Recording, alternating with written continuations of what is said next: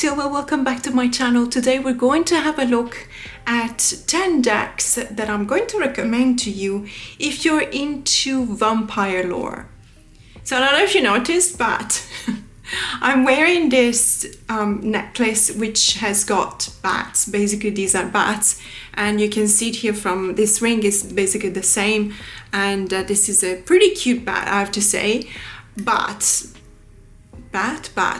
I keep on getting my hair stuck on these things and it's really painful, and so I decided to just move it back, because otherwise I'm gonna spend the whole video trying to dislocate it.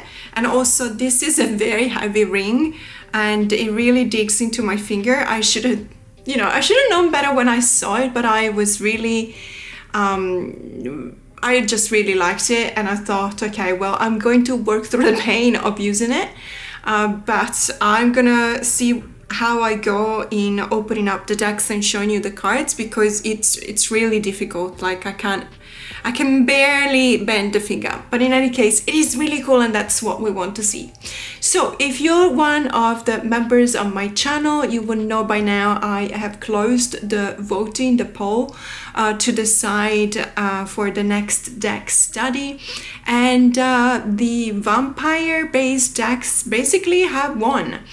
And because, as we know, as tarot collectors and tarot readers will know, vampire lore has been associated with tarot reading for a number of decades. There's been a lot of vampire-based decks, and some of the vampire-based decks that I love personally, and you're going to see them in this video, even though they were mass market, they went out of print because they stopped renewing the contract.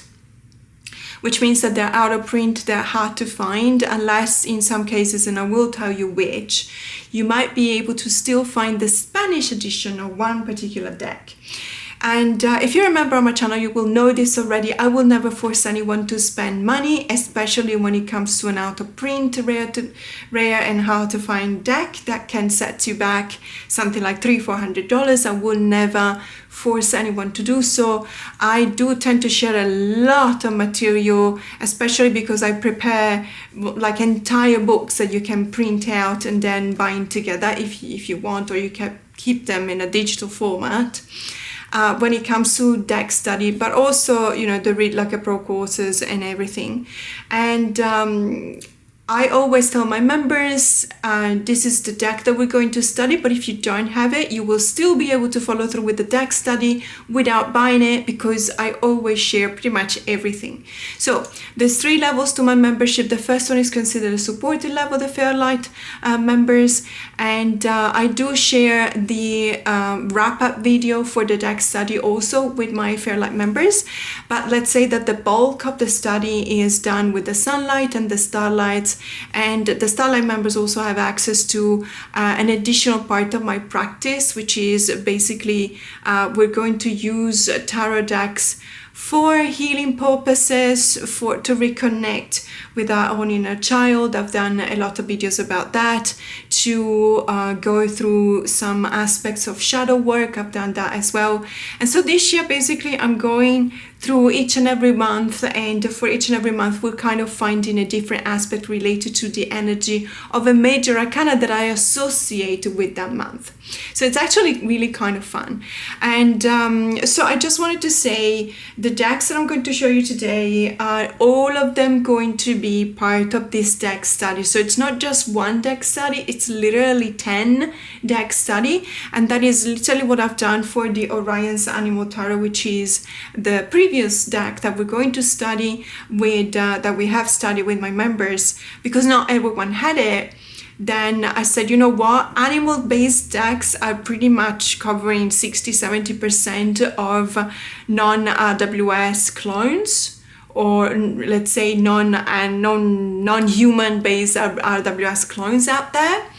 And so if you have an animal-based deck, you can use that one. And we ended up, it's really fun actually, we ended up studying animal energies and seeing animals as spirit guides related to tarot. So for each and every one of the Orion's Animal Tarot animal depicted on a card, I gave the symbolic associations that we all know about that animal in specific, but also we talked about the association with the card itself.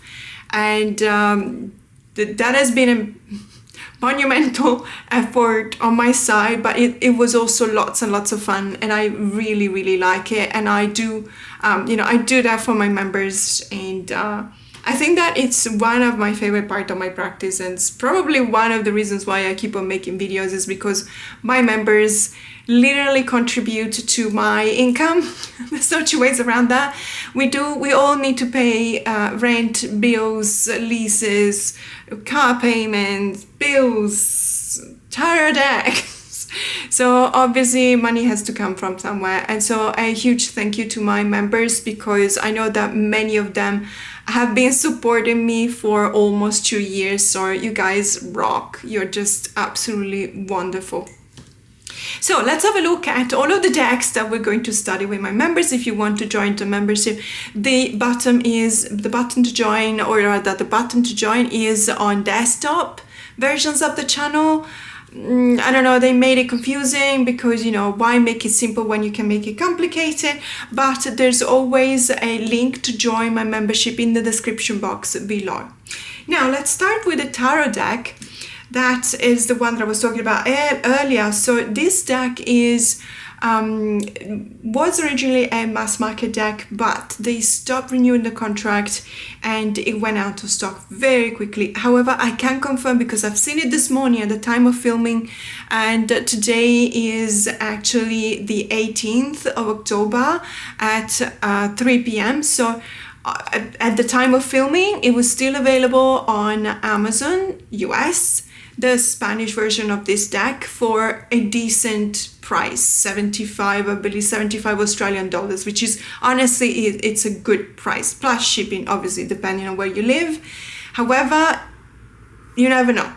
So do your own research. It is the Tarot of Vampires by Ian Daniels. This is one of my favorite vampire related decks because, well, first of all, this is my one of the many Anne Rice's Interview with a Vampire deck, because it does remind me of that movie pretty much. And also, or if you want to talk about the book, because I actually really like Anne Rice's style. This book, The Phantasmagoria, this is by Llewellyn, by the way, or at least used to be by Llewellyn. The Phantasmagoria book is absolutely fantastic because it's not just an excellent book for this deck in specific, but it's also a really fantastic book when you want to learn tarot, regardless of whether you like this deck or not. Why? Because it talks about pretty much any kind of discipline you can think of that can be used in association with tarot to deepen your knowledge about this kind of, let's say, the way in which we associate tarot and all of the other disciplines. So if it's about for example, astrology, you will see how this relates also to the Deccan walk, for example, of all of the influences, astrological influences. If you want to deepen your knowledge in alchemy related to tarot, you will find it here. And so you will see the differences between the minors. So the suit of fire, why is the suit of fire, why the element of fire, why is the suit of wands, and so on and so forth. If you want to deepen your knowledge in numerology, then you will find the way in which the minors relate to numbers. So it is, honestly, see, you can see it here. I was just looking for the page. I was like, where is it coming up? When is it coming up? Here you go. So alchemy, and you got everything about alchemy, major arcanas. There's also a lot more information that I would recommend for a beginner. But that doesn't mean that you can't just read the guidebook. I mean, even if you are a beginner, this is a fantastic book. As I said, the Spanish version. So for all of you, I know that there's many of you in South America, you might still be able to find it. At least I hope for you, that if you want this deck, that you'll be able to find it. And I would say, so all of this is incredibly interesting. As you can see here, for example, there's also, as I was saying earlier, numerology. So the ace is essence, beginnings, unity, creation, gifts, full power, the crown, and so on and so forth. Number 6, for example, equilibrium, reconciliation, progress, fullness, centered, truth, wholeness, peace, beauty. And it's not just because this feels a bit like a list of keywords that it feels like you might have to remember them.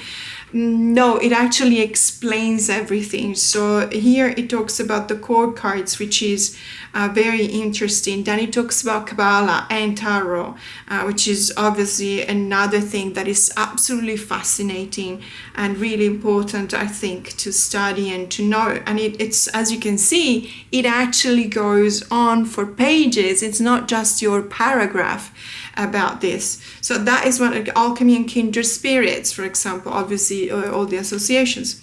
So I would say there's also exercises, shadow and light aspects, reading tips and guidelines, spreads, for example.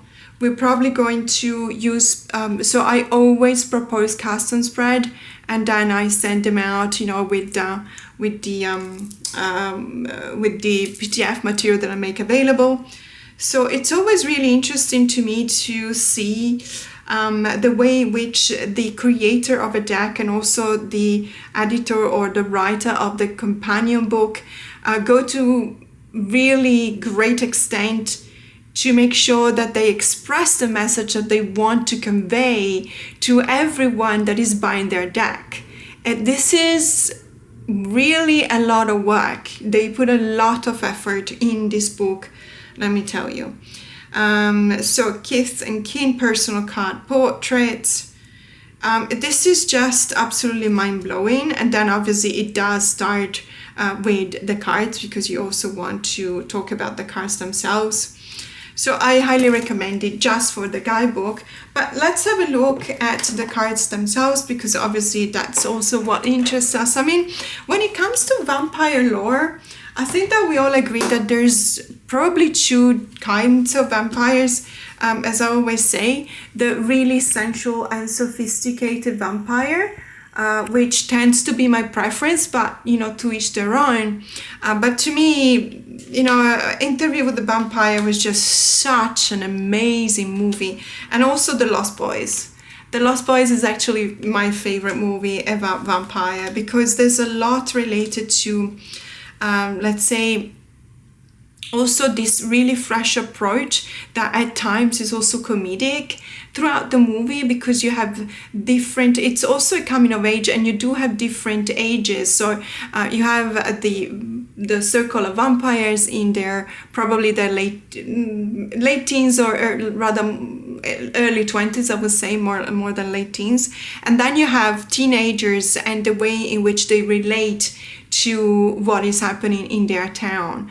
And it is quite comedic at times, because of the actors obviously portraying the characters. This one is not, it doesn't have anything comedic, I wouldn't say that, but it does have a lot of fabulous outfits. And this one is more, to me, the Anne Rice's Interview with the Vampire, because it does show you even the clothes and the jewelry, and that's the reason why I'm wearing these kind of things today. Let me tell you, this is so heavy. Anyway, I'm not gonna complain, because it looks super duper cool, so I can actually put up with it. So the vampire lore in specific, the one that we're going to study, covers pretty much everything. So not just this type of, let's call them sensual, for lack of a better word, vampires, but also the vampires that you may be able to see in, for example, let's say, well, I do have one tarot, so I'll show you that one later. But there's a more savage, wild kind of, less sophisticated, certainly less fabulous, certainly not dressed in riches kind of vampire. And that feels like, I was actually watching this documentary on, is it Prime Video? I believe it is. It's called The World of Darkness, and it was about the World of Darkness, which was Well, originally was a like a cardboard game, but then it became a video game with the Vampire the Masquerade. Now, it was from a few years ago, so it depends on if you were a gamer back then. I just joined the gamer community just at the end of when they were playing with the Vampire the Masquerade. So I didn't play a lot, but it is, let's say, very much based on the Interview with the Vampire kind of characteristics. And I believe that because of that, back in the 90s, we all kind of felt like vampire lore was heading into that direction. The really sumptuous, kind of luxurious lives, the greedy vampire that has got a lot of money and that can afford pretty much anything they want. Think about Vampire Lestat, for example, also by Anne Rice. So there is this sense of living in the Gothic part of life and loving it, and really being in touch with everything that money can buy and everything that your vices may want. The need to feed is not as urgent, and it's almost sophisticated in and by itself. If there is, for example, in the vampire community, in vampire clan, if there is one that is still kind of behaving like a savage person in slaying their victims, it is actually shunned by the vampire community. Think about the vampire in Supernatural, for example. They're extremely sophisticated, and they literally don't want anyone from their clans to be anything less sophisticated than them. So this is more like the vampire lore that are gonna be covered with this deck. However, because that only covers some part of the vampire lore, I thought that we're going to study also the Tarot V.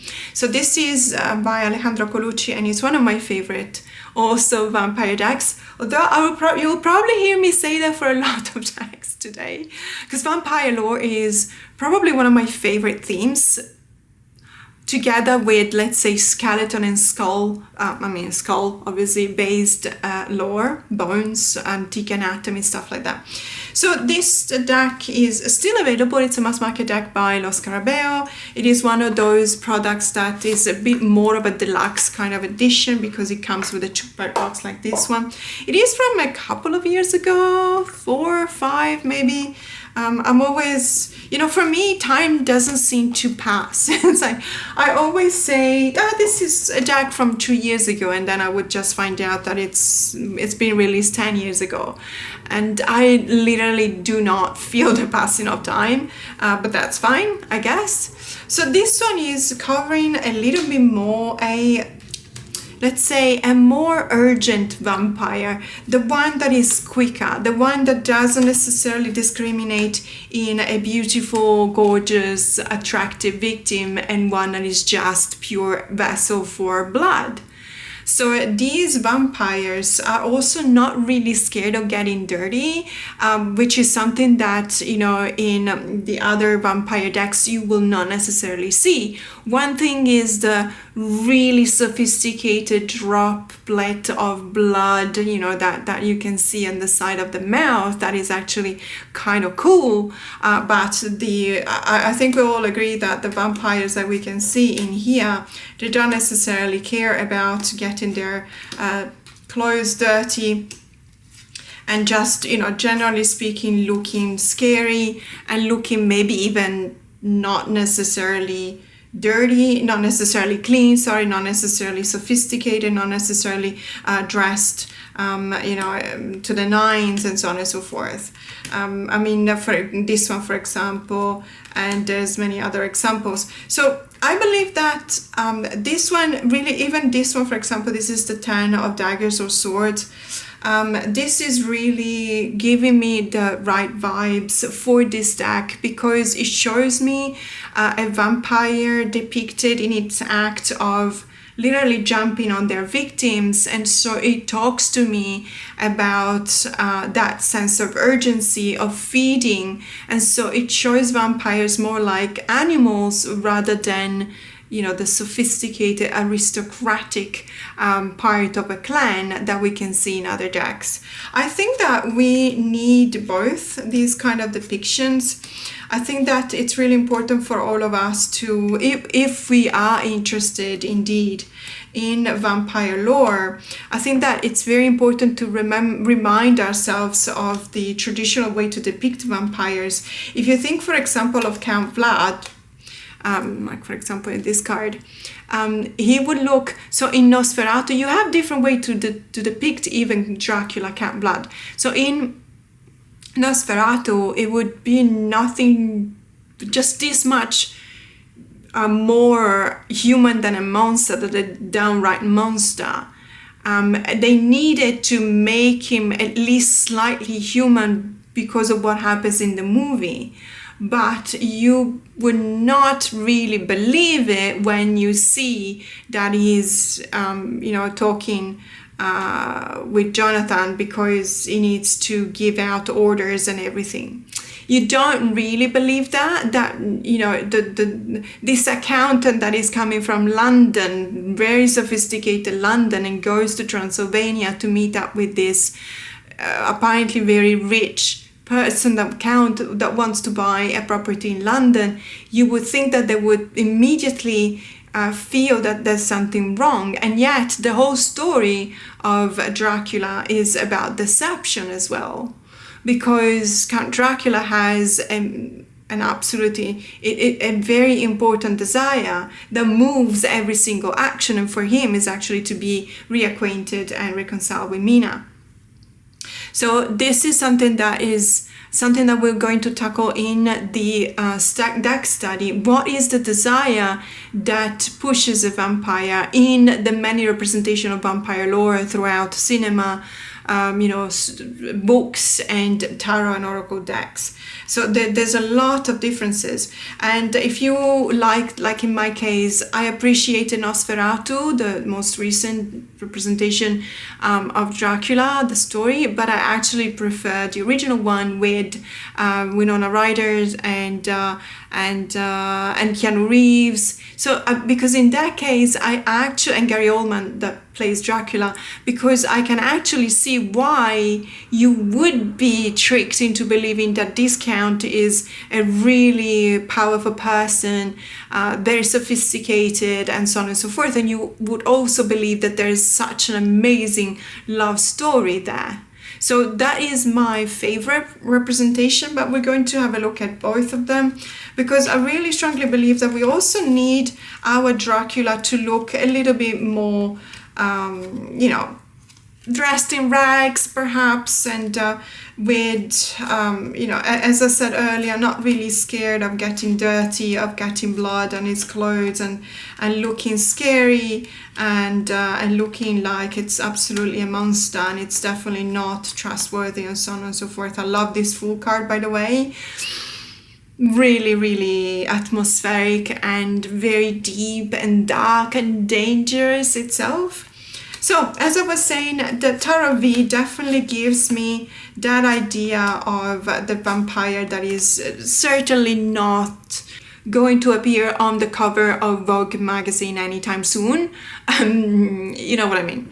So, this one is, as I said, the Tarot V, but let's move on to other decks.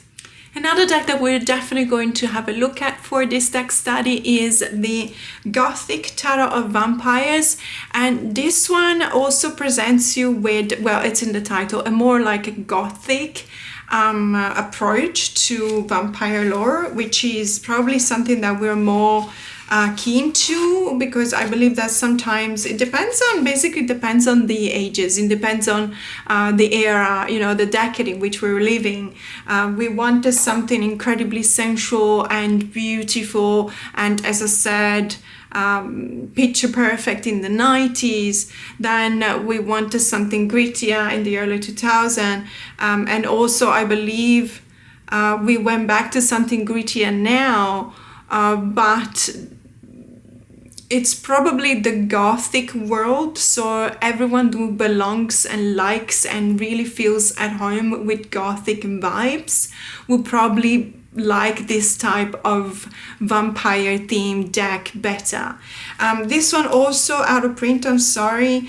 In this one I just checked again, they do sell it, but they sell it for like $400. I really don't recommend it, but as I said, that we will be able to see all of these decks. If you join my membership, I will make sure that I will talk extensively about these decks without the need for you to actually buy them. So I was talking about this deck, I believe, a couple of weeks ago, because this is an incredible deck. I have wanted this deck for such a long time. I really strongly believe that Lo Scarabeo, I love the bonsai, but sorry, it's just that every time I see this card, it really cracks me up, because there's a bonsai here. If you've ever been to Japan, but even if you've ever checked the prices of bonsai, you will know why I'm feeling like, can you please be careful and handle it in a proper way? Because this is probably setting you back $700. I'm not even kidding. And it's extremely expensive and difficult to maintain. It's like bonsais are, my husband, this is his job basically. That's his formation, that's his job and his experience. He will not touch a bonsai. He will not touch it with a feather, because literally you just, unless you're really an expert, it's guaranteed to just die on you or grow all sorts of really odd shapes and everything. So every time I see this, it's like, okay, it's the Ace of Wands, which I get it, it's fantastic, but I'm like, can you please not drop it, because it's expensive. So as I was saying, had this deck on my wish list for a number of years. I didn't buy it when I could have, and I have actually spoke to some of you who confirmed that this deck was not necessarily popular when it was released, and that was probably one of the reasons why they didn't see it fit to renew the contract, and so it just fell into out of print and out of stock everywhere, and now everyone all of a sudden just really wants it, because it is the kind of deck that now feels like it's very appealing to all of us. And you will see that there's a lot of 90s styles in the clothes, for example. Obviously also, very luxurious kind of ball gowns and stuff like that. But when you look at characters, as in the daily nitty-gritty stuff characters, they're literally wearing what I was wearing in the 90s. Just, I did have a leather jacket that looked exactly like that. There were people wearing, but even nowadays you can see someone wearing stuff like that. But it was very much a deck that was resonating for all of us who loved and still do love the 90s. I'm going to be really excited about studying this deck, because as I was saying earlier, there's also a very specific plot or a story. This is a deck for storytellers, like many other tarot decks that I believe Lo Scarabeo does really well. You become a storyteller if you read the guidebook. Obviously, if you don't, then you'll never know what happens in the scenes in these cards. But it is one of those decks that can really give you a lot once you start interacting with it. And it's also really gorgeous. And another deck that has the title Vampire is the Vampire Tarot. So this one is by Natalie Herz, and she's kind of famous because of her very specific, beautiful, gorgeous art style. This is a deck that was released by US Games. Again, unfortunately, this one is also out of print. But please understand, the reason why I'm still showing these decks is one, because I know that many of you, you do have these decks anyway. But also because, as I was explaining at the beginning, if you missed the intro to this video, these decks will be part of my deck study study with my channel members. So we're studying, rather than one deck, we're studying vampire-based decks, as in plural, because anyone can have a vampire-based deck that others don't have, or maybe you just have a mass market that is very easy to find and very affordable, and so on and so forth. And I don't want anyone to feel like they're being cut off because they don't have the specific deck. I will probably choose one deck, but I will talk about vampire lore. That's what we're going to study, and obviously I will make references to all of these decks.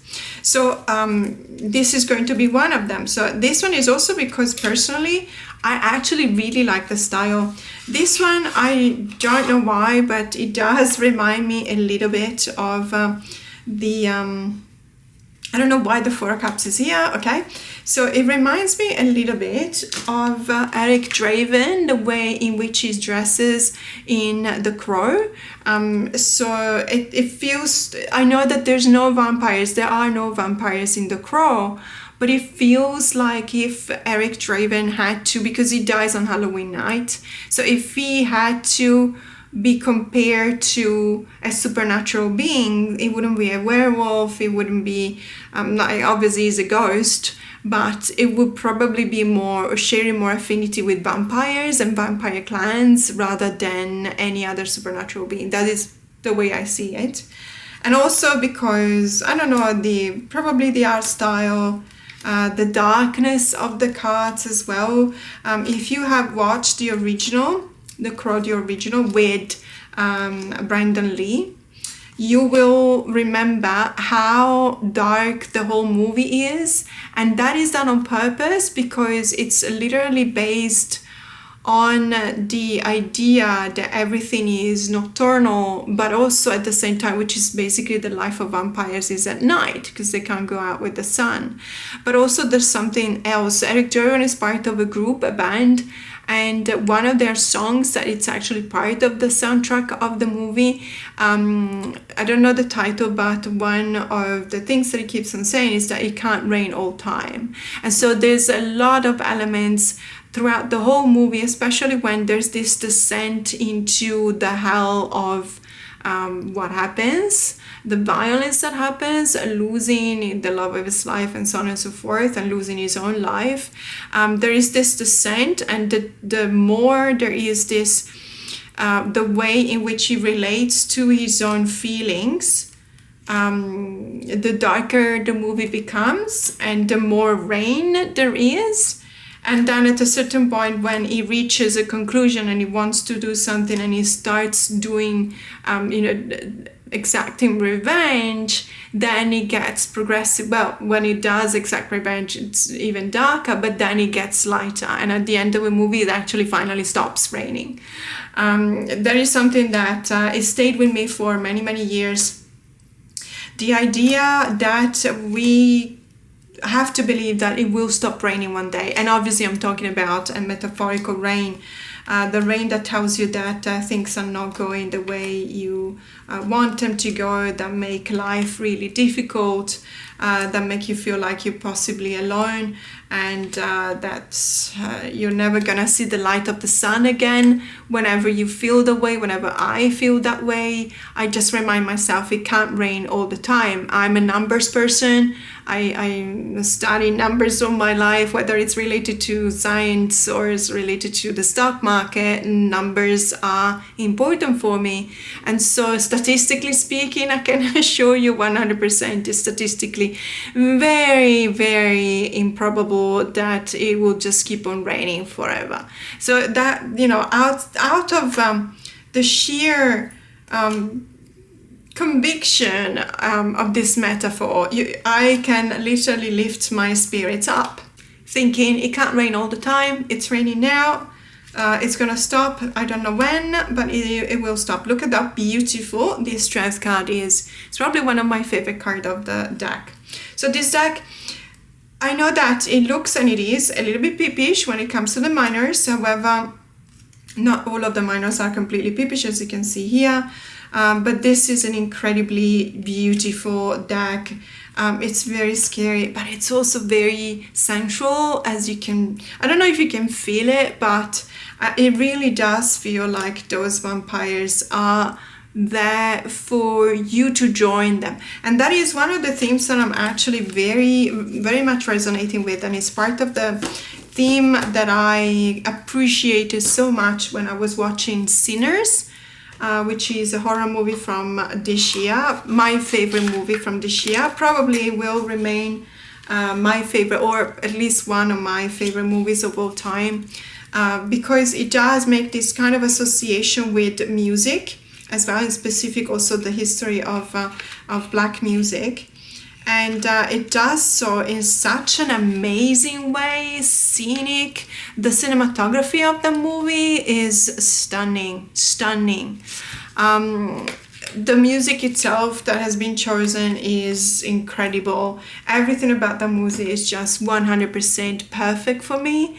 But there is this idea, so it's not a spoiler because it's in the trailer. If you haven't watched this movie yet, of course, there is this group of vampires, and because they're vampires, they're trying to get others to be vampires as well. And one of the things that they say in order for the others to join them is, come and be part of our group. You'll be young forever. You'll be accepted forever. This is a community. You don't live in a world where you are free to be part of a community. And I just love that idea so much. So, moving on, now I'm going to show you decks that don't necessarily have the word vampire in the title, but because for one or many reasons they do belong to the realm of vampires, or they do fit in the vampire lore, they'll also be part of the study. And we start with the Bohemian Gothic Tarot, which is an indie deck. I have the 3rd edition and also the more recent one, but I do prefer this one, even though many of the cards feel like they are really blue. But I do love them. So this one is a deck that honestly I've always liked. I've always liked it so much because it is very gothic, and the gothic theme, as I was saying earlier, is very much associated with vampire lore. There's a couple of vampires here, but it's not just vampires. And what's important to say is that,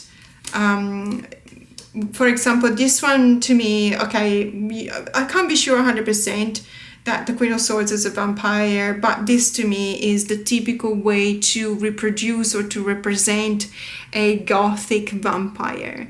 And so there will be a lot of cards here that make you think, for example, this one, or this one, well, all of them really. But there's also cards that don't belong to the vampire lore, like for example, clearly this is Frankenstein. By the way, there's gonna be a release of the new Frankenstein movie. I cannot wait for it. I think it's coming out on the 27th of October in Australia. I don't know, maybe you guys in the US can already watch it. Don't spoil it, please. There's also ghosts, as you can see. So generally speaking, not just vampires. Even though this one, for example, for me is the typical vampire lovers card that you can think of. This one is a vampire monster. So it is very gothic though, and I think that that is what we were looking for in a way to associate with the study of vampire-based decks. The idea that the way in which the goth world has married into the vampire lore is has thankfully for us produced some amazing decks, like this one, for example. I just absolutely love it so much. This one is a vampire, for example, and I do understand that because it is an indie deck, as I said earlier, I will never force anyone to buy it. If you want to participate in the deck study, we have another 9 decks that we can use. Another Gothic deck is the Gothic Tarot. This one is illustrated by Joseph Vargo. This is a fantastic deck and it's totally underrated. I'm saying this because I honestly don't understand why I don't see it. I don't see very often. Even now that it's the typical season in which Tarot Tuber will show you their collection of spooky decks. This one is spooky. This one is spooky and it's vampire lore related. It's goth. So I love it personally. It's from 2002, so it's an older deck. There's also an accompanying companion book that is really interesting. And you know, it's available on Amazon. So it's technically also not very expensive. I believe I did buy it years ago, so maybe now it's expensive. I'm not entirely sure. I didn't check. But it is available, you know, quite easily on Amazon, for example. And I don't think I spend more than $40-50 Australian. So these are the bags. This one is probably the one that reminds me the most of Vampire the Masquerade, the video game, and so all of the World of Darkness related material products that have been released throughout the years. If you don't know what it is, it's a company. It's a World of Darkness is a company, and as I was saying earlier, they released a few, well, RPGs basically, and this one was one of them, Vampire the Masquerade. So I personally adore the fact that it's very limited in color palette. It's basically just black, a little bit of white, but the white is functional to make different shades of blue. So it's black and blue, and the blue has got different shades, and the numbers and the titles are in red, and that's basically it. There is one or two cards with the red inside the cards, so on the scene depicted on the artwork, but that's it. And look at that. This tower card is just so beautiful. I mean, I really love it. Look at this one. I love every single one of these cards. See, there are cards that have a little bit one or two more colors than the blue and the black, but not many. The devil card, it's in this toxic green, which is really cool. I think there is a bit of red here, a lot of red here. This is the temperance card. Isn't it just gorgeous? I really think that this is the Emperor.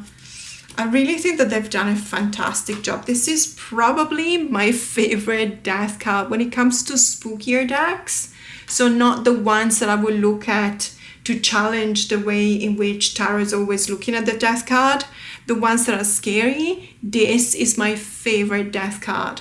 It is so gorgeous. Look at this. It's so freaking gorgeous. I don't know. It's very gloomy. It's very dark. The meaning conveyed is definitely not about beginnings. I mean, it's the Grim Reaper and with the crow and you know, a cross, but it's just really, really, really cool. The vampire. This is one of the decks that I read also with a lot of directionality, because there's characters, you know, looking into one direction or another, pointing at one direction, for example, which is really interesting when you read with directionality and you have a spread of at least 3 or 4 cards. It really creates a bridge between 2 cards. It's literally, we've got a Nosferatu looking kind of vampire pointing to the left, as in, no, you need to read me together with this card. It's almost as if it came with instructions on how to read it, really. And look at this King of Wands. I mean, wow. As I said, I honestly don't understand why there's no more people that are fascinated by this deck. As far as goth and gothic decks go, this is probably the best one. This is the best one. It's just really, really cool. So we are obviously going to reference this deck as well in the deck study. It's going to be really amazing. It's also because when I'm filming a video, this is my Vampire Morticia kind of card, and I really like it. It's just the Queen of Cups. It's really, really gorgeous. When I'm showing you the cards from some of these decks, I'm always really worried about nudity, because nowadays, really in this tarot tube world we live in, we have to be really careful about nudity now, even when it's extremely kind and soft. Yeah, no. We have to be careful. So if you're one of my members, you will also notice that in my videos with my members, I'm like, no, we can actually, this video is not going to be flagged because it's for channel members. So we're going to look at nudity. We're going to discuss about nudity. We're going to talk. I'm actually a bit of a potty mouth sometimes. So it's, I don't think that I split personality when I'm filming a video for my members, but it is true that I'm much more relaxed. It's just that we live in this world in which we need to be really careful about what we show, and I get it, I understand. But on the other hand, you know, it's it really takes away a lot of possibilities. Anyway, that's my very short rant. So when we talk about Gothic, another Gothic deck that was a reward for a Kickstarter campaign. This is the Gothic Literature Tarot. This is the deluxe edition by Syrian Shadow. I think that there might be still a few copies left in Syrian Shadow's online shop, but I'm not entirely sure. But the reason why I'm really rooting for this deck to be part of our deck study is because of the guidebook. Also the cards, which are amazing. But in the guidebook, we talk about Gothic, literally about Gothic literature. So when, for example, understand your tarot deck, that's really good as well. But the part that interests me is the card description. So for example, okay, look at this one here. It talks about the Hierophant, and it tells you who the character is. And it says Father Ambrosio. As a revered figure of religious authority, Matthew Lewis's character Ambrosio embodies traditional values, spiritual wisdom, and institutionalized beliefs. His role as a mentor and guide reflects the Hierophant's influence in offering spiritual counsel and guidance to others. In the upright position, Ambrosio symbolizes adherence to established norms, religious teachings, and the wisdom of tradition. However, it may also represent dogmatism, rigidity, and so on and so forth. So when I looked at this, I was really intrigued because it does make references back to the book or the piece of literature the character is taken from. So this one, as it says here, you know, it talks about the monk, which is Matthew Lewis's book. So there's also a quote from Matthew Lewis: I have passed my word, I am determined to keep it, besides no breach of it can take place.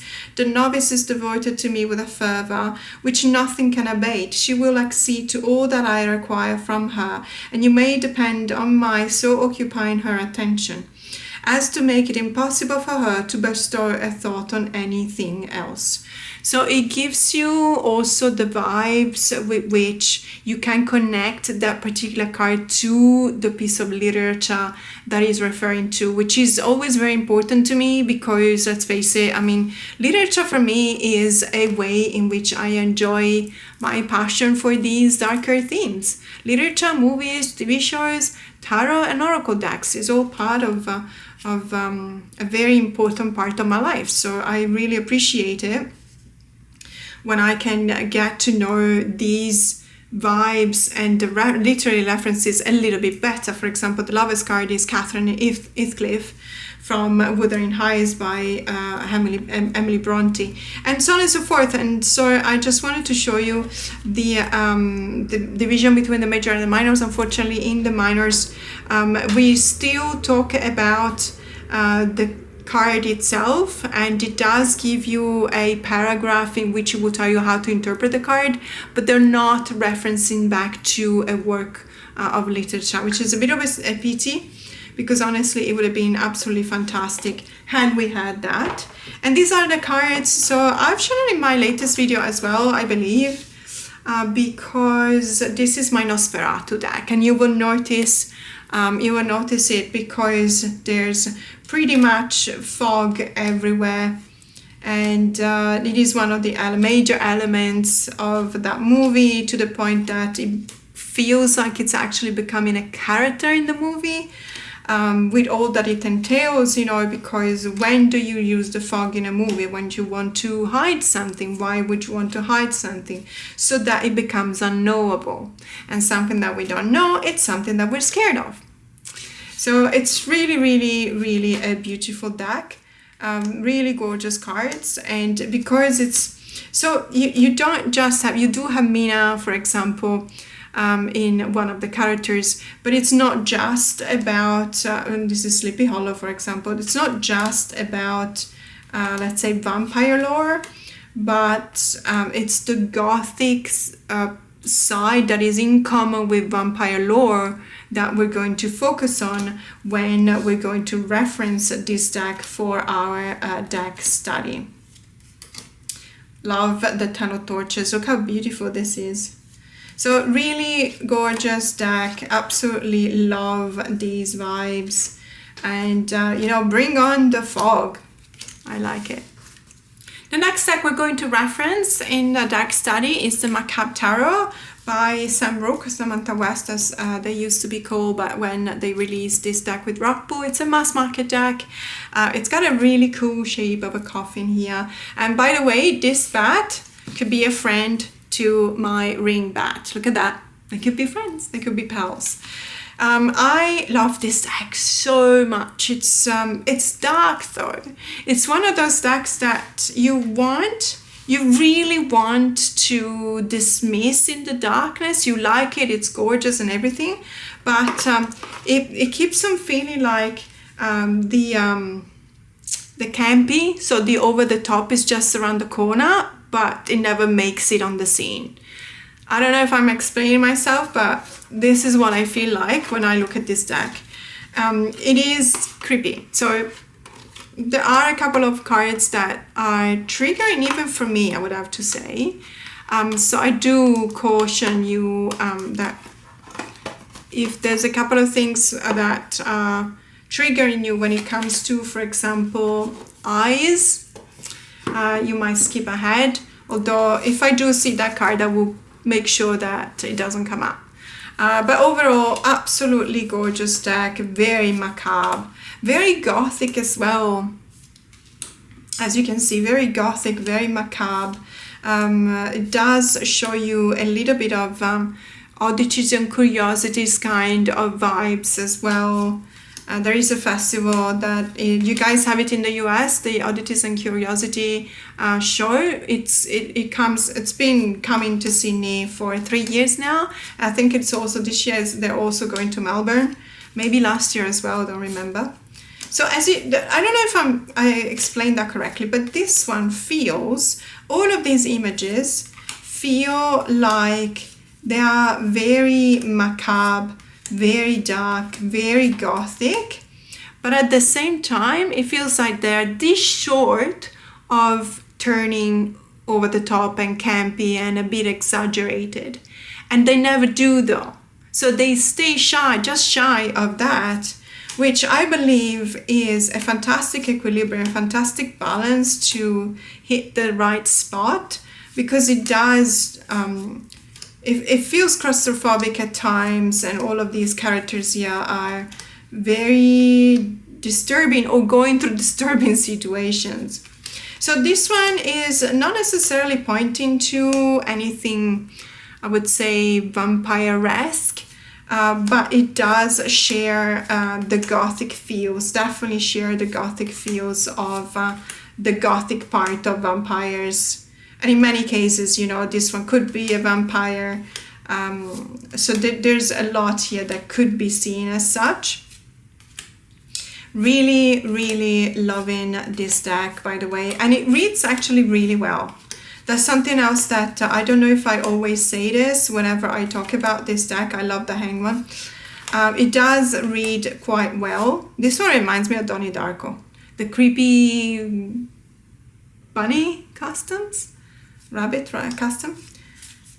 So it reads really, really well. Absolutely, this is a haunted mansion. I just absolutely love when there's a tarot card and it's showing you the haunted mansion. I just really, really like it. So this one, as I said, very macabre, very gothic, very dark. Always just shy of over the top, macabre and weird. Very, very beautiful vibes, absolutely gorgeous deck, really love it. And so this is also one of the decks that we'll be referencing when doing the deck study. The next deck that it's also related to vampires, there's a couple of vampires here, is the Horror Tarot. And this one, I believe, shares a little bit of what I talked to you about when I was referring to the Macabre Tarot by Sam Roque, because this one is an Insight edition, by the way. This one really gives you the idea that you're just around the corner from witnessing something over the top, like a giant spider. Or when we talk about spiders, you know that I do suffer from arachnophobia. I've done a lot of therapy about it, cognitive behavioral therapy, other types of therapy. I honestly don't think that anything really works for me, but it is something that I've become so very accustomed to that sometimes I would force myself to, for example, watch movies where I know that there's going to be big ass spiders, just to see if I can live with that, if I can deal with that reaction. One movie that never scared me, seriously never scared me, and it is about big ass spiders, is Ice Spiders. So that it's a really B, C, D kind of horror movie. The plot is hilarious. There is this kind of group of friends that go to a ski lodge, and all of a sudden they're taken down one by one by gigantic ice spiders. So there are spiders that live in the ice, and I don't know why, but a movie like Arachnophobia with Julian Sands, that one would really scare me. Like, it would be very disturbing for me. But Ice Spiders, because it's so campy, so ridiculous, so over the top, it doesn't. And so when I look at this, I'm thinking to myself, this could be a protagonist from the fantastic movie Ice Spiders. And it's not one of those small one, but I can kill you just by looking at you kind of spider. So I don't know, it feels like it is portraying all of these creatures that are pretty much protagonists in their own horror world, including vampires. That's why it's also part of the study. But at the same time, it's also one of those decks that, as I said, it makes you feel like you're just short of maybe laughing out loud, out of, nerves probably, that you're laughing, not because you're actually thinking that this is funny, but it's just short of that. And I love it when they can find that balance. It really is an amazing job that they've done, and even more so because this is actually a deck by Insight Edition. So let me just show you the cards. And by saying that, we all know what I mean.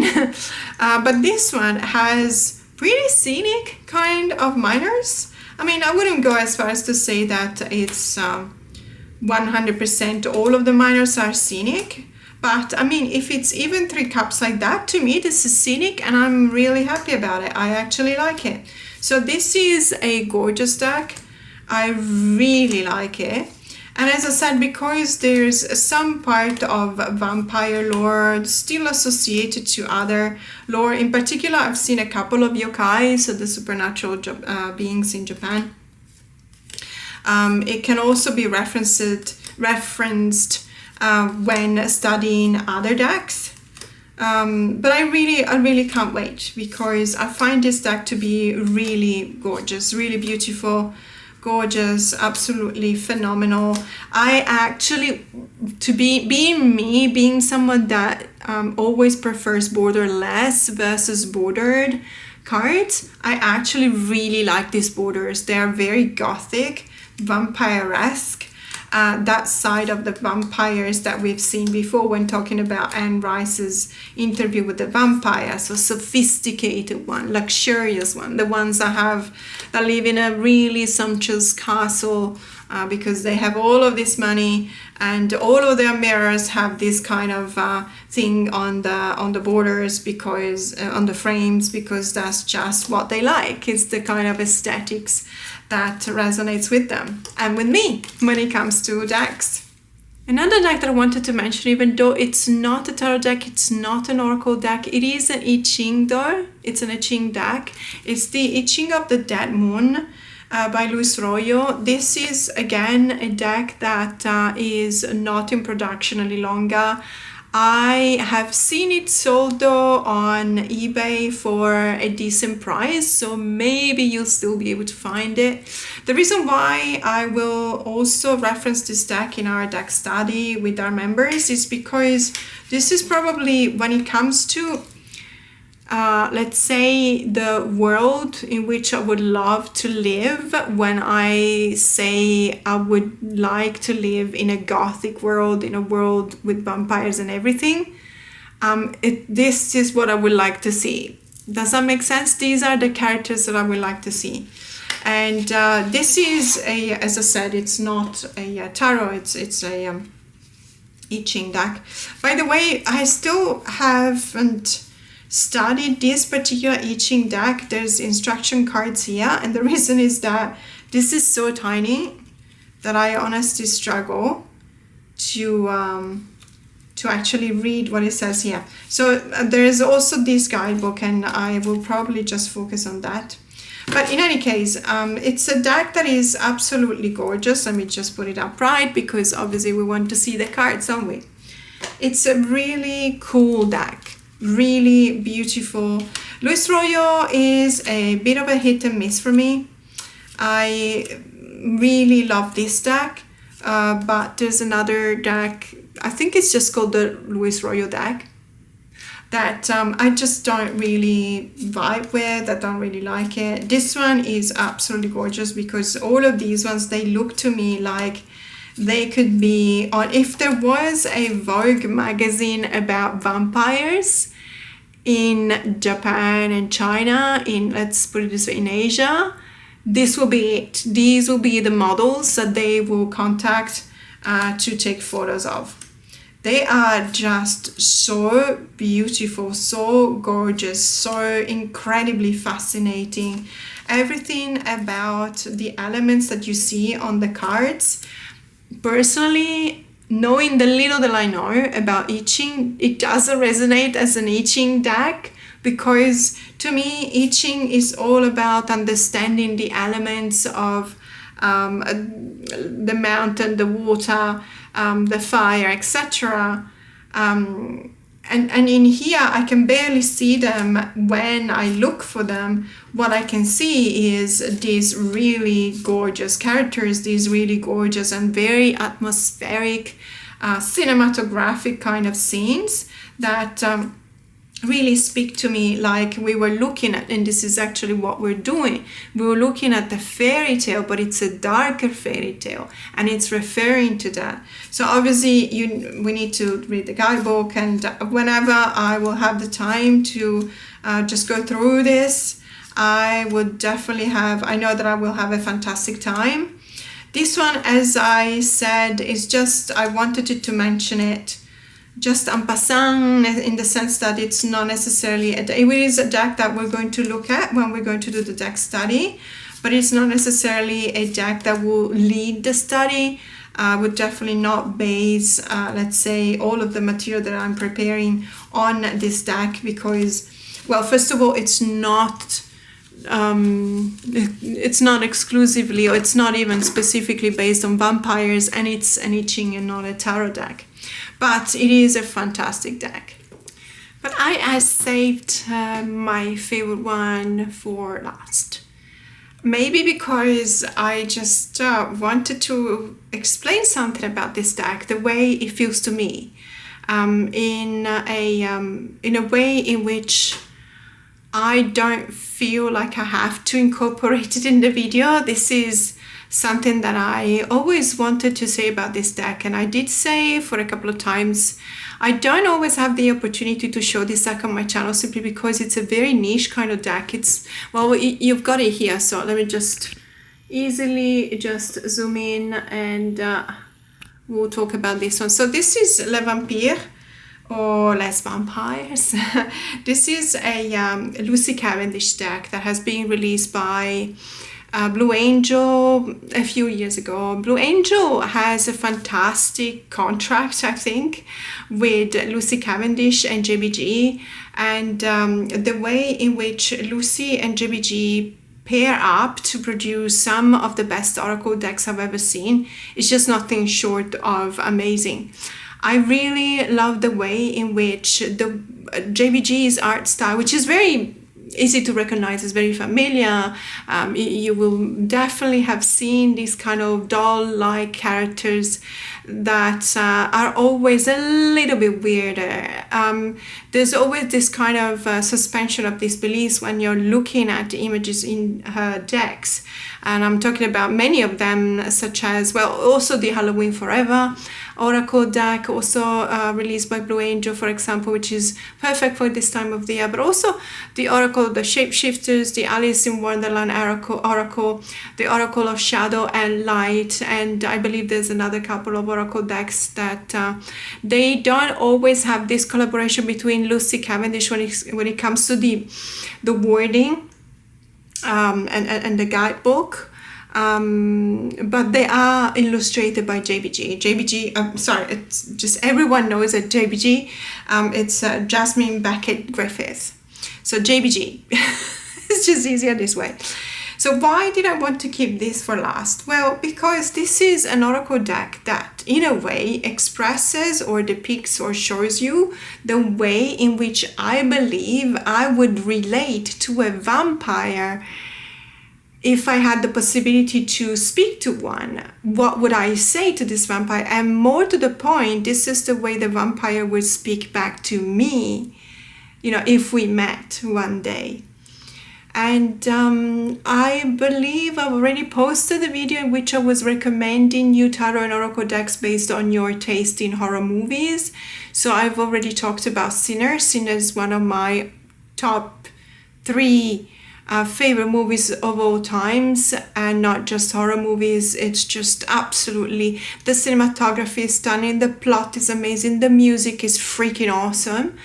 But one of the ways in which I do relate to vampire lore, and that's the reason why we also decided with my members to study vampire lore, is that I personally believe that what we're looking at is an alternative lifestyle that is very free and freeing. So it kind of presents a society in which, yeah, you belong to a clan, and let me tell you, there's also, you know, rivalries between clans, and also in many literature, many examples, there's also rivalries between vampires and werewolves, not just, you know, for the Twilight Saga. It was also in Supernatural. So there's a lot of that going on when you look at examples in literature. And also, you know, in the big screen. But what I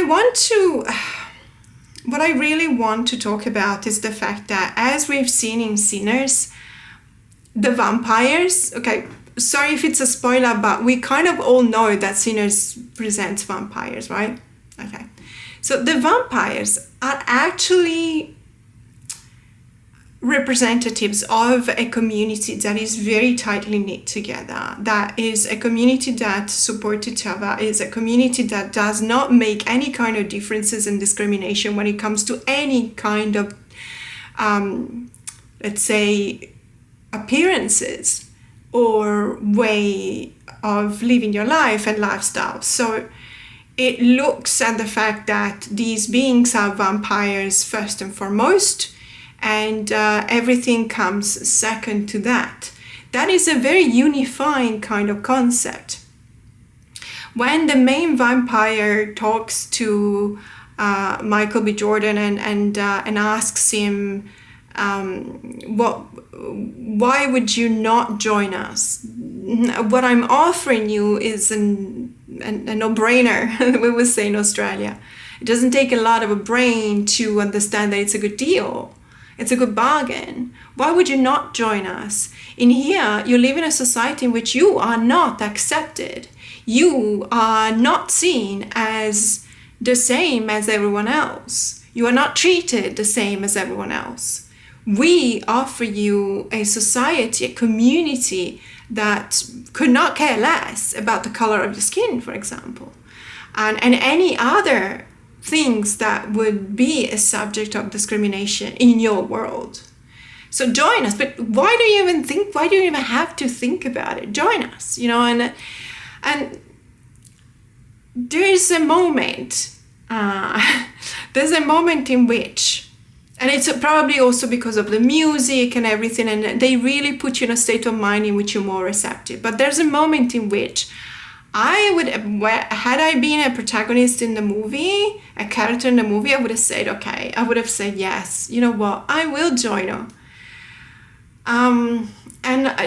It's something that kind of surprised me as well, because we grew up and we look at vampires and other supernatural beings as monsters, bloodsuckers, fangs, ghouls, and so on and so forth.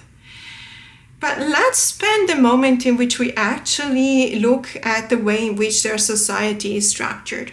And I'm going to close here on the long introduction to this deck. So this is literally a conversation between a vampire and you. This is a love letter, but love not in a romantic kind of love that hurts, love that supports, but love that also hurts a lot. And it's a love letter from vampires to you, depending on which card you pull. So it is, it's really gorgeous, but, I love it, not for the aesthetics. I mean, it is obviously really gorgeous, and like many other JVG's illustrated decks, of course I like it. But the reason why this is my favorite vampire based deck is because of the guidebook. This reads like an incredibly inspiring and poignant, as I said, a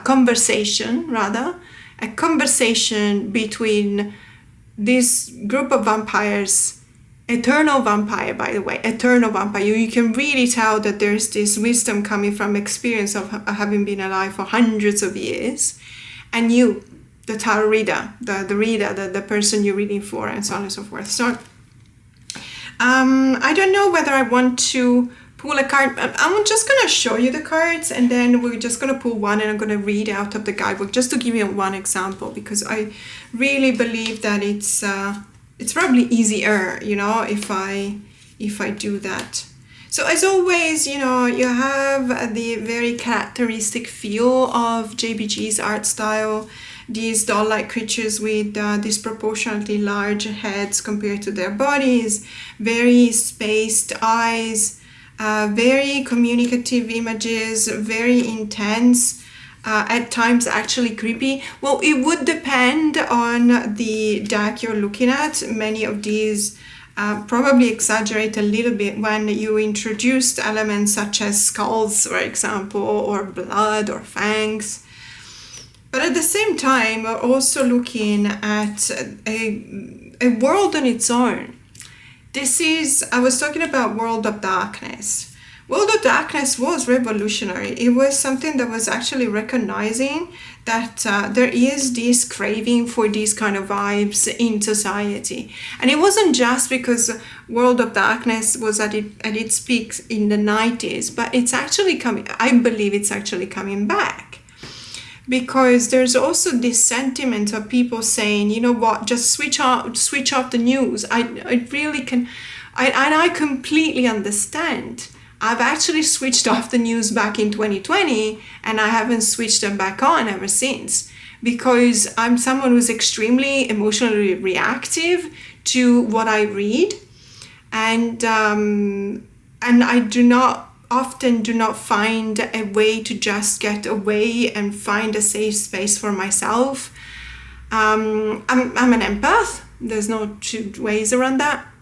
And so I would be incredibly affected by the tone of the news, by what they were reporting. And as we know, unfortunately, news, they don't have the same reliability as decades ago, and what you read is mostly clickbait.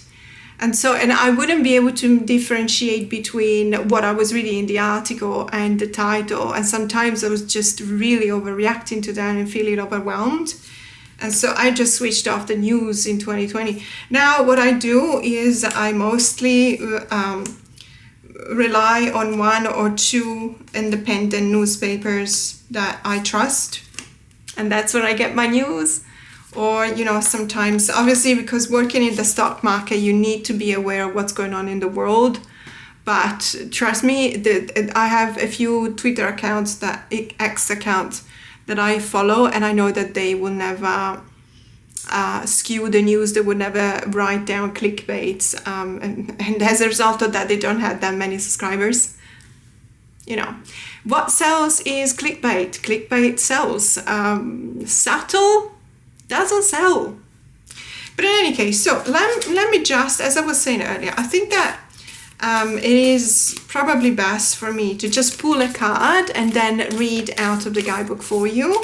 So if you don't have this deck, you will more or less have the opportunity to understand how you can work with it and the vibes that it gives.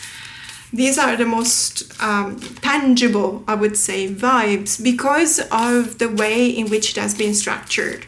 Not just because Lucy Cavendish is a fantastic storyteller, but also because she has chosen a very peculiar way to structure the guidebook. And so I actually really appreciate it. So let me just pick a card, just any card, because it's the entire the whole book that is there might be one or two exceptions, but okay, so we're just gonna go here. Okay, here we go. Well, this is actually the image on the guidebook as well, so I'm thinking it's probably important as a card. So this one says seduction. Apart from the fact that the whole image on the card is already telling you a story, because I don't know if you can see, but there's two handprints in blood on the back on this wall here. And, it says seduction. There's blood here as well. So it looks like it's the aftermath of, an accident, let's call it this way, with a vampire. So seduction, allure, desire, manipulation, and it's number 8. So let's have a look at number 8. So this is number 7. Okay, so it does repeat the 3 keywords that you can find on the card, but then it says le vampire. So le vampire, the vampire speak. The vampires speak. This beautiful bed is the place where someone greeted their unspoken desire and where they met their end. It is the place to which so many of you are drawn. So you is us, non-vampire beings. This is literally vampires talking to us, and when they say you, it's us. Even when you know the outcome may be dangerous, this card comes to you now to warn you, empower you, and ask you to heed. The one who knows what it is you want has a plan for you, and the plan involves their own satisfaction. There is one about you who understands very deeply what people desire, and most especially what you desire. It is not so simple and crass as sexual satisfaction or a kind of food or even a job or status in life you are being offered. It is the deep feeling that you are understood, accepted, and desired for who you are. So remember when I was talking about that moment in Sinners in which the main vampire, it literally says this: you will be accepted. But it is a truth that this person who is now seducing you is doing so with every kind of ability to stifle and inhibit your life force. This is not to say that you must look about you now with suspicion of all people. You must simply become aware of your desires and your vulnerabilities. This card is a call to self-knowledge, to understand that when you are called to the beautiful bed, you may be drained. And you may even die to a part of yourself, for you will come to know that the love that has been offered to you has been for the satisfaction of another. If you do go to the bed of the vampire, you will leave a part of yourself there. Someone about you is ready to seduce you. If you choose to be seduced, they will have what they want, and you will lose more than you know. Be careful. Blessing, you are now able to discern much more clearly between people who are healthy for you and people who you would do well to avoid. You are no longer feeling guilty for saying no to attractive advances. Curse, it is time to reassess a friendship, all the kinds of people and situations you find attractive. Are you inviting unwelcome dramas and situations into your life? Working with this card, you are able to resist unhealthy advances from manipulative people at this time. You are no longer available for others to make use of. I love the fact that by chance it connected to what I was saying about the movie I was talking about. But this is this is not an unpopular theme. This is not an uncommon theme in vampire lore. That is the seduction of saying, come and be with us. You can be whomever you want. And also the part to say, you know you want it. And you also know the risk that you're taking by being a part of us. Part of you will die. You need to be able to understand whether this is something you can live with, pun intended, or not. Loving this deck, absolutely. It's, as I said, it's underrated. I don't really see it under many tarot tubers' radars. It is incredibly communicative, eloquent, evocative, atmospheric. And I want our work, the study that we're doing with my members, to reflect on these thematics as well. Because it will be something very interesting to talk about. But in any case, so if you want to join us, it is a growing family, and it's always so much fun. The link is in the description box below. If not, it's absolutely fine, and I will see you in my next video. Bye!